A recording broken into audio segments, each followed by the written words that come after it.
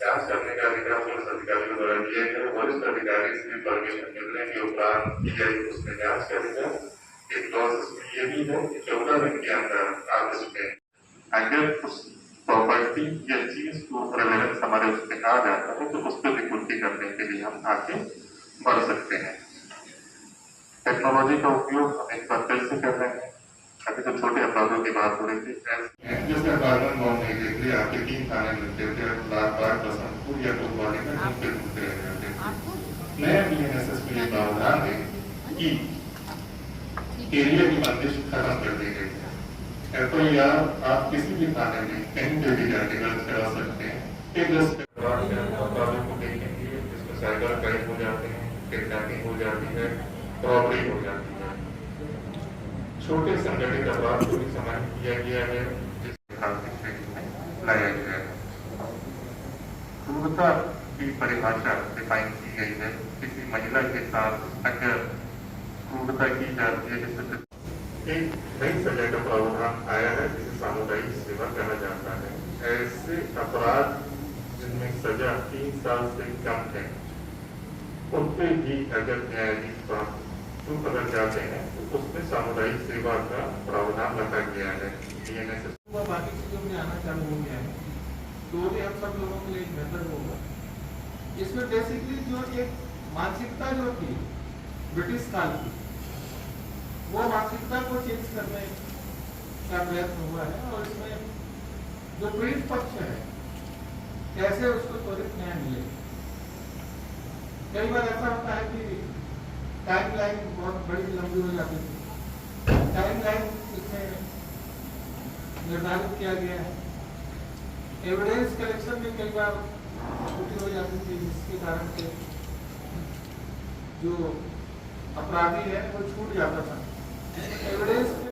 और कई बार एफआईआर होने में दिक्कतें होती होंगी या किसी के पास इतना टाइम नहीं रहता होगा कि वो उसी जगह पे कहीं पर घटना हुई है और तुरंत उनको वहां से जाना है, मतलब फ्लाइट है, ट्रेन है, तो अब वो EFIR का भी उसमें प्रोविजन डाला गया है। तो कुल मिलाकर के जो भी पीड़ित पक्ष है उनकी सुविधाओं को ध्यान में रखते हुए और जो आरोपी अपराधी है वो कहीं अगर रियल में उसने गलत काम किया है तो प्रॉपर उसको सजा हो, उसको ध्यान में रखते हुए ये एक्ट जो है ना उसमें संशोधन हुआ है। मुझे लगता है कि धीरे धीरे हम सब लोग कुछ चीजें पुराने एक्ट में चलती रहेंगी। जो पुरानी चीजें हैं अगर घटना 1 जुलाई या उसके बाद अब होंगी, 1 जुलाई के बाद होंगी, तो वो नए एक्ट में वो सारी चीजें आएंगी। विधेयक में मैं एसपी साहब से अनुरोध करूंगा कि हम सब लोगों को मार्गदर्शन दें। और आईपीसी की जगह भारतीय न्याय संहिता, सीआरपीसी की जगह भारतीय नागरिक सुरक्षा संहिता और एविडेंस एक्ट की जगह भारतीय साक्ष्य अधिनियम, ये लागू हो जाएंगे। और लागू होने का मतलब क्या है, जैसा कि आपको बताया है 1 जुलाई 30 जून 2024 से पहले या तक कोई भी अगर घटना घटित होती है उसकी रिपोर्ट बाद में भी हो सकती है, तो वो पुराने कानून में पंजीबद्ध होगा। 1 जुलाई या उसके बाद घटित होने वाले अपराध जो है वो नए कानूनों में पंजीबद्ध होंगे। तो ये चीज समझने की जरूरत है कि अगर कोई 15 जून की कोई घटना है और वो रिपोर्ट होती है 2 जुलाई को, तो वो पुराने कानून में पंजीबद्ध होगी, आईपीसी के अंदर पंजीबद्ध होगी। विवेचना के जो नियम है वो नए बीएनएसएस जिसको बोलते हैं भारतीय नागरिक सुरक्षा संहिता, और जो जजमेंट जो कोर्ट की प्रोसीडिंग होगी वो भारतीय साक्ष्य अधिनियम, इनसे कवर्ड होगा। ये पहली चीज है। दूसरा, जैसा कि एडिशनल एसपी साहब ने, कलेक्टर साहब ने आप लोगों को बताया और आपके माध्यम से हम लोग चाहते हैं कि आम नागरिकों को भी पता लगे क्या क्या मुख्य चेंजेस हैं। ज़्यादा धाराएं बदली गई में चेंजेस किए, लेकिन चेंजेस है क्या? मुख्यतः सबसे ज़्यादातर जो चेंज है, ज़्यादातर जो बदलाव है, वो जो सजा है, सजा के प्रावधान बनते हैं। ये जो पुराने कानून के 100-150 साल पुराने थे, किसी में 5,000 की सजा थी, किसी में 100 रुपये का जुर्माना था, किसी में 500 रुपये का जुर्माना था, उनको आज के हिसाब से जो क्वांटम ऑफ पेनल्टी है या क्वांटम ऑफ पनिशमेंट है जो कोर्ट को देने का अधिकार है, उसे बढ़ा दिया गया है। 25,000, 50,000, 1 लाख अलग अलग धाराओं में अलग अलग बढ़ोतरियां रिविजन किए गए। सबसे बड़े चेंजेस ये हैं। तो ये क्योंकि कोर्ट में उसका, लेकिन आप लोगों की तरफ से जाना चाहिए पब्लिक में कि अपराधों में जो दंड मिलता था वो दंड में पेनल्टी बढ़ गई ताकि लोगों के अंदर जो डिफरेंस इफेक्ट है वो बढ़े। दूसरा, छोटे अपराधों में, जैसे छोटे अपराधों का एक उदाहरण है 5,000 या उससे कम की चोरी, ऐसे अपराधों में प्रावधान है कम्युनिटी सर्विस का। विदेशी सभ्यताओं में आप या उनके न्याय प्रणालियों में हम लोग देखते हैं, पढ़ते हैं कि कम्युनिटी सर्विस का एक प्रावधान रहता है जिसमें कोर्ट के विवेक पर है कि वो क्या कम्युनिटी सर्विस संबंधित को देना चाहता है, लेकिन वो एक नई चीज है जो भारतीय कानून में जोड़ी गई है, लेकिन ये सिर्फ छोटे अपराधों के लिए। तीसरी चीज एक आई है जो पहले कुछ अपराधों में था, आप अगर बार बार अपराध कोई करता है तो उसमें सजा बढ़ने का प्रावधान है। अभी तक ये प्रावधान ज्यादातर हम देखते थे एमडी एक्ट में था, मोटर व्हीकल एक्ट में। कोई एक बार अगर अपराध करता है तो एक पनिशमेंट थी, बार बार करते हैं, 2 बार करता है तो पेनल्टी बढ़ जाती है, 3 बार करता था तो लाइसेंस जब्त हो जाता था, ऐसे नहीं चलता। मतलब इस तरह की चीजें बाकी अपराधों में भी है।